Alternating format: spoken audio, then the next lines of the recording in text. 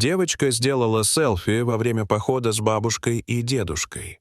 Но когда ее мать увеличила изображение, она замерла и начала паниковать. Анна Лоуренс сидела за своим столом в кабинете, куда проникали косые лучи солнечного света сквозь жалюзи. На экране ноутбука светилась таблица, ключевой проект, от которого зависело ее возможное повышение. Но сосредоточиться никак не удавалось. Анна уже в 10-й раз меняла позу, потерла уставшие глаза и, пробормотав «это не работает», отодвинулась от стола. В доме царила неестественная тишина. Обычно ее 5-летняя дочь Эмма наполняла пространство, звонким смехом болтая о детском садике или умоляя покатать ее на качелях во дворе. Но сегодня Эмма была в походе с бабушкой и дедушкой, и эта тишина становилась невыносимой. Анна направилась в спальню, затем в ванную, где ее пальцы дрожали, когда она потянулась за рецептурными таблетками, спрятанными за флаконом с ополаскивателем. В этот момент в дверях появился ее муж, Том. Его лицо выражало смесь тревоги и разочарования.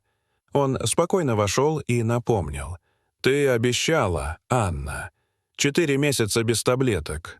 Помнишь?» Анна опустила руку. Ее голос дрогнул. «Мне просто нужно сосредоточиться. 1 раз, и я закончу проект». Но Том был непреклонен. «Если примешь одну, потом будет другая. Мы вернемся на круги своя». Анна кивнула, понимая, что он прав. Таблетки остались в шкафу. Она дала слово ему, терапевту и себе самой. Вернувшись в спальню, она услышала уведомление на телефоне. Это было сообщение от ее матери, Дианы. Фото, селфи Эммы, размытое с бессмысленным текстом. Анна улыбнулась. Дочка баловалась с телефоном бабушки. Но следом пришло еще одно фото. Более четкое. Эмма с высунутым языком, веселая на фоне кемпинга. За ней бабушка, Диана, дедушка Генри и еще один человек, мужчина. Анна прищурилась и увеличила изображение. А потом она закричала: «Том, иди сюда!» Муж вернулся в комнату. Анна показала ему фото. «Ты видишь это? Это мой бывший Дэвид». Том нахмурился. «Ты уверена? Он ведь изменился. Волосы другие». «Это точно он? Он вышел из тюрьмы, но почему мне не сообщили?» — крикнула женщина. Охваченная тревогой, Анна звонила матери и отцу, но ответа не было. Потом они с Томом бросились в машину. Их цель — кемпинг Redwood Trails, расположенный в горах Орегона. По пути Анна проверяла дату. 5 лет с тех пор, как Дэвида посадили за домашнее насилие и наркотики. Том напомнил, что ее родители — опытные путешественники и достаточно крепкие люди, но Анна не могла успокоиться. Когда они прибыли, кемпинг был оцеплен полицией. Диана и Генри сидели у стола, с ними говорил детектив. У Генри синяк и лед у виска. Они объяснили. Мужчина представился как господин Карсон, пришел с женщиной по имени Лана, оба были милы и дружелюбны. Даже устроили барбекю, много играли с Эммой. Но утром они увели девочку. Когда Генри попытался их остановить, Карсон ударил его и скрылся. Полиция уже разослала ориентировку. Анна показала фото, где был Дэвид, и подтвердила. Это он. Детектив взял фото для анализа. В этот момент телефон Анны завибрировал. Неизвестный номер. Она ответила и замерла. Голос на другом конце принадлежал Дэвиду. Он был спокоен. Сказал, что Эмма в порядке. Он не хочет причинять ей вред, а лишь поговорить. Потребовал, чтобы Анна приехала одна с документами Эммы, свидетельством о рождении, медицинскими записями. Она солгала Тому, сказав, что это был звонок с работы. После всех формальностей с полицией Том повез родителей в больницу. Анна поехала домой, достала документы из сейфа. На грани срыва она вновь потянулась к таблеткам, но в последний момент вырвала себя из-под власти зависимости.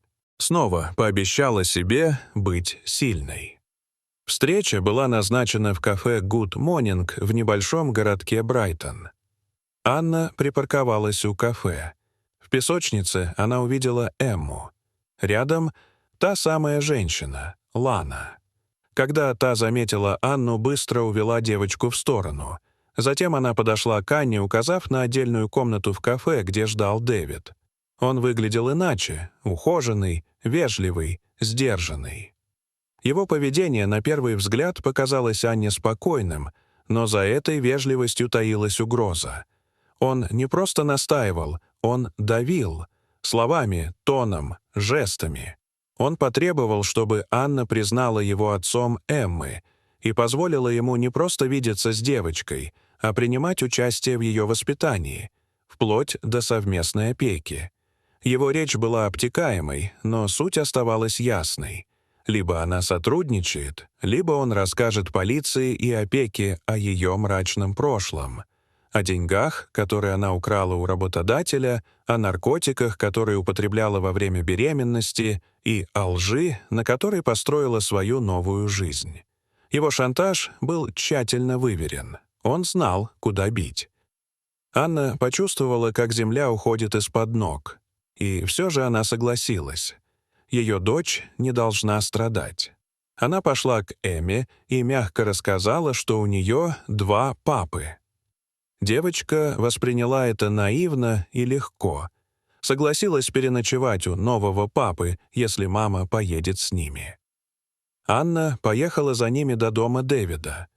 Она вошла внутрь и увидела оружие и наркотики по всему дому. Поняв, что Дэвид на самом деле вообще не изменился, она выбежала к машине, но Дэвид остановил ее, началась драка. Он ударил ее, затащил в дом. Но полиция приехала быстро благодаря Эмме, которая им позвонила. Анна очнулась в больнице, окруженная стерильным светом и ритмичным песком медицинского оборудования. Ее голова пульсировала от боли, тело казалось чужим, разбитым. Медсестра, заметив ее пробуждение, сообщила, что Эмма в безопасности и ждет встречи. Эти слова стали для Анны спасительным островком надежды. Когда в палату вошли Том с Эммой, девочка бросилась к ней, прижимаясь к груди, будто стремясь склеить разбитую на части маму. Анна с трудом удержала слезы. Эмма спасла ее, маленькая храбрая девочка, которая не растерялась, позвонила в полицию и сообщила о нападении. Это было больше, чем просто отвага. Это был акт любви. Позже, когда офицеры вошли в палату, Анна все рассказала. Про угрозы Дэвида, про его шантаж, про собственные ошибки, которые она скрывала годами. Она чувствовала, что, несмотря на стыд и страх, обязана быть честной. Ради дочери, ради себя самой. Детективы заверили ее. Искренность и сотрудничество будут учтены. Анна понимала, что впереди сложный путь. Ее ждали разбирательства, суд, и не исключены наказания за ее прошлые поступки. Но в этот момент она чувствовала силу. Не ту силу, что приходит от власти или мести, а ту, что рождается в момент, когда ты перестаешь бежать и решаешься смотреть правде в глаза. И, как сказала Эмма, крепко прижавшись к матери, «У меня все равно один папа, наш Том, и ты, мамочка, самая сильная». Анна улыбнулась сквозь слезы. Она знала, что теперь сможет пережить все.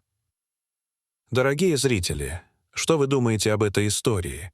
Расскажите, пожалуйста, в комментариях. А если вам понравилось это видео, то ставьте лайк и подписывайтесь на наш канал. До свидания.